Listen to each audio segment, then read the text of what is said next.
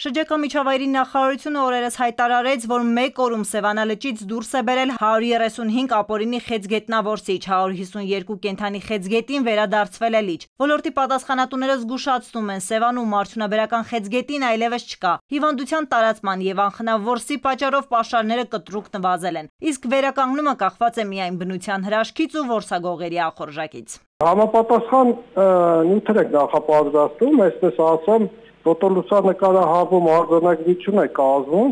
ուղարկվում է տեսչական մարմին կամ եթե անհայտ է, ոստիկանություն պարզում է տեղադրողների ինքնությունը եւ վարչական պատասխանատվության ենթարկում։ Տուգանքի չափը կախված է պատճառված վնասի չափից, հայտնում է Սևան ազգային պարկի աշխատակիցն ու վստահեցնում, ձեռնարկում են համապատասխան քայլեր Սևանի ավազանում ստվերային որսը բացառելու համար։ Շրջակա միջավայրի նախարարությունից էլ հայտնում են, խեցգետնի ամենամեծ պաշարը Սևանում եղել է 2017-ին, կազմել է 4.500 տոննա, սակայն տարեստարի նվազել է, նախորդ տարվա տվյալներով հասնելով ընդամենը 70 տոննայի։ Ամեն տարի խեցգետնի պաշարը ուսումնասիրվում է պետպատվերի շրջանակներում հիդրոէկոլոգիա եւ կենտրոնավարության փողոքի ինստիտուտի մասնագետները ձկան պաշարի հետ համատեղ ու ամեն տարի իրանց առաջարկի հիման վրա մենք որս ենք տալի արդյունագործական կամ ոչ։ Խեցգետնի պաշարների նվազման պատճառներից մեկն էլ հիվանդության տարածումն է, ըստ հիդրոէկոլոգիայի եւ ձկնաբուծության ինստիտուտի տնօրենի խոսքը ժանտախտ կոչվող վարակի մասին է։